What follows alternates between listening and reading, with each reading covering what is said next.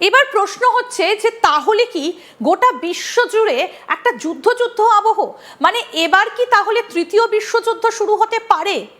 মানে আগামী জুন মাসের মধ্যে কি বড় কোনো একটা যুদ্ধের আভাস লক্ষ্য করা যাচ্ছে? এবং তার টার্গেট কি গ্রিনল্যান্ড? কেন গ্রিনল্যান্ড? আমরা এই বিষয়টা নিয়ে এবার আলোচনা করব। আন্তর্জাতিক সম্পর্ক বিশেষজ্ঞ শুভাশিস ব্যানার্জি রয়েছেন আমাদের সঙ্গে। শুভাশিস, তাহলে কি এবার এই গ্রিনল্যান্ডকে কেন্দ্র করে তৃতীয় বিশ্বযুদ্ধ হতে চলেছে?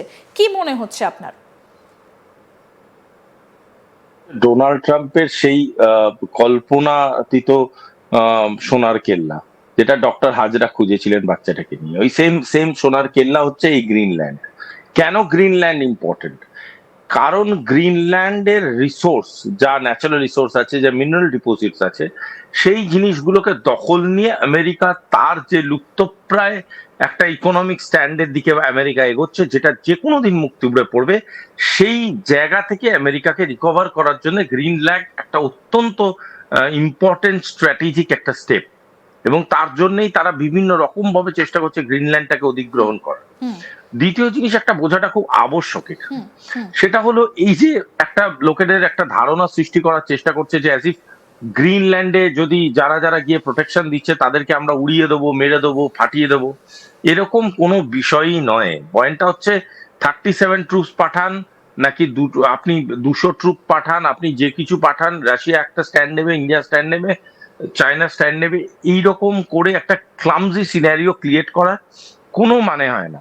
তার কারণটা হলো আমেরিকা যদি ভাবে যে ওয়ার্ল্ড অর্গানাইজেশনস গুলো আজও চুপচাপ আমেরিকার কথায় চলবে, তাহলে কিন্তু নেটো স্টেপ দেখে সেটা উনার বোঝা উচিত।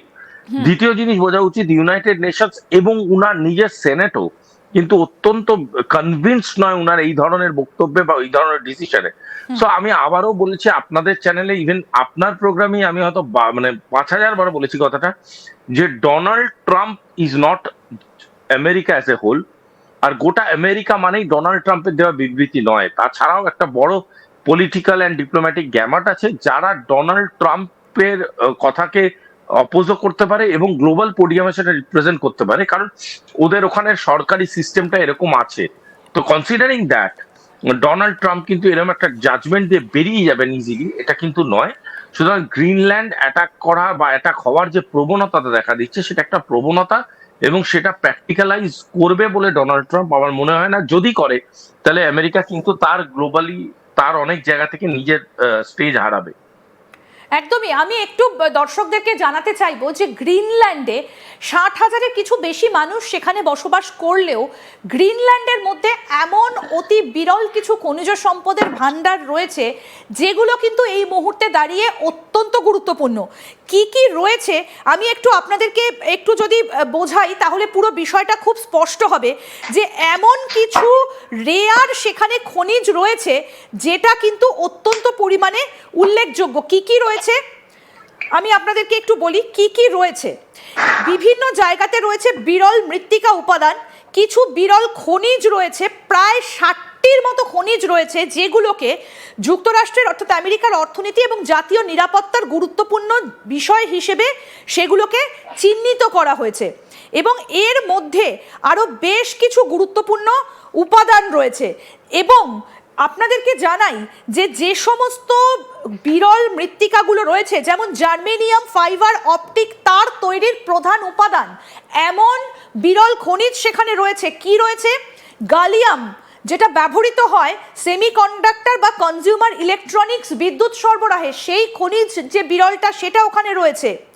এমনকি এই যে জায়গাগুলো, এখান থেকে যে সমস্ত খনিজগুলো যায় সেগুলো কিন্তু পরিশোধনের জন্য ডিরেক্ট চলে যাচ্ছে চীনে। সুতরাং এখানে চীনেরও একটা ইন্টারেস্ট রয়েছে। যদি গ্রিনল্যান্ডকে এবার আমেরিকা দখল করে নিতে পারে, তাহলে এই যে গুরুত্বপূর্ণ খনিজগুলো রয়েছে সেগুলো আমেরিকার দখলে চলে যাবে, সেইগুলো পরিশোধন হতে আর চীনে যাবে না।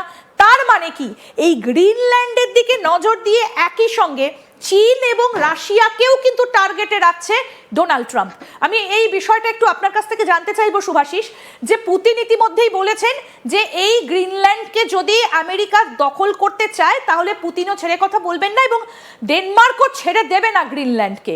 তাহলে এখন কি তাহলে আবার একটা যুদ্ধের পরিস্থিতি এসে দাঁড়াচ্ছে? মানে জুন মাসে কি তাহলে এই বিরল খনিজ এবং সুস্বাদু পানীয় জল, যদি গোটা বিশ্বে জলের সমস্যা হয় তাহলে গ্রিনল্যান্ড থেকে সেই জল সরবরাহ হতে পারে গোটা বিশ্বে। তাহলে কি এই দুটো কারণেই সব থেকে বেশি ইন্টারেস্টেড আমেরিকা? এটাও ঠিক, আবার এটা আছে, সেটা হলো একবারও ভেবে দেখছেন এই জিনিসটা যে মানে অবভিয়াসলি আপনারা ভেবে দেখছেন, আমার কথা বলাটাকে আপনি ভুল সেন্সে নেবেন। আমি বলতে চাইছি যে আমেরিকার এই রাগের কারণে কোথাও গিয়ে ডেনমার্ক এবং রাশিয়া দুজনের কথা বলার সুরটা একই হয়ে যাচ্ছে। কোথাও গিয়ে Europe as a greater unit একসাথে চলে আসছে, কোথাও গিয়ে USSR as a greater unit চলে আসছে, কোথাও গিয়ে এই যে প্লটিংটা ছিল, বারংবার বলেছিল যে মানে Russia as a greater unit of USSR, মানে ইউএসএসআর 2.0 ইজ ভেরি ইম্পর্টেন্ট, সেই 2.0 এর দিকে ইউএসএসআর এগিয়ে যাচ্ছে। যদি এই ধরনের ঘটনা জানতে অজান্তে ঘটানোর চেষ্টা করে বা কোনো কোনো কারণে ইউএসএ, তাহলে কিন্তু ইউএস এর পক্ষে এটা ভয়ঙ্কর একটা দৃষ্টান্ত দেখা দেবে। কারণ গ্রিনল্যান্ডের উপরে যে আক্রমণটা হতে পারে তার প্রবণতা যেমন আমেরিকা বোঝে, তবে আমেরিকা সেটাও বোঝে যে ইরাক বা সিরিয়া বা ধরুন মানে আর পাঁচটা দেশে করা অ্যাটাকের সাথে, কোন লেবানন করা অ্যাটাকের সাথে ভেনেজুয়েলায় করা অ্যাটাকটা বা গ্রিনল্যান্ডে করা অ্যাটাকটা কিন্তু এক নয়, এবং বিশ্ব সেটা এক চোখে দেখবে না। এই তেলের খনি নিয়ে যেই বক্তব্যগুলো ওনারা রেখেছেন, গ্রিনল্যান্ডের খনিজ নিয়ে যে বক্তব্যগুলো গোটা বিশ্ব রাখছে, সেটা প্রমাণ করছে গোটা বিশ্ব কিন্তু এটাকে কাউন্টার করতে এখন প্রিপেয়ার্ড। আর যদি সেটা হয়, আমেরিকা কিন্তু আরো অর্থনৈতিক লসের মুখে গিয়ে পড়বে যদি এখানে কোনো কাইনেটিক অ্যাক্টিভেশন সৃষ্টি হয়। একদম। আমি একটু ম্যাপের মাধ্যমে এখানে একটু গ্রিনল্যান্ডকে দেখানোর চেষ্টা করি। সুভাষিস, আশা করি আপনি এই ম্যাপটা দেখতে পাচ্ছেন। এই যে গ্রিনল্যান্ড, আমরা একটুখানি এদিক থেকে যাই, অর্থাৎ আমরা যদি একটু ভারতের দিক থেকে, আমরা যে জায়গাগুলো নিয়ে কথা বলছিলাম সেখান থেকে যদি আমরা শুরু করি জায়গাগুলো, এই যে ভারত এবং তারপরে এই যে ইরান আমরা জানি, এবং এই যে স্ট্রেট অফ হরমুজ, আমরা এগুলো নিয়ে প্রচুর আলোচনা করেছি যে এখান থেকে তেল বেরিয়ে সরাসরি আরাবিয়ান সিতে আসে এবং তারপরে এটা ভারতে যায় এবং এখান দিয়ে এটা চীনে যায়। এবার বিষয় হচ্ছে এই যে জায়গাগুলো, অর্থাৎ আমরা যদি এই দিকে আসি, কুয়েত, কাতার বা এই যে সৌদি আরবিয়া, এই জায়গাগুলোতে যদি আসি, এই জায়গাটাতে তো আমেরিকা অনেক আগেই তাদের ঘাঁটিগুলো করে রেখেছে। এবার বিষয় হচ্ছে এই দিকটা থেকে পেরিয়ে যদি এবার এইগুলো নিয়ে আমরা আলোচনা করছিলাম, যে তেল নিয়ে আমরা আলোচনা করছিলাম, তাই দর্শকদেরকে একটু জায়গাগুলো আমরা দেখিয়ে রাখলাম যে এই এলাকাগুলো স্ট্রেট অফ হরমুজ দিয়ে, এখান দিয়ে তেল বেরিয়ে আসে পার্সিয়ান গালফ হয়ে, এই জায়গাগুলো দিয়ে আমরা একটু দর্শকদেরকে দেখালাম।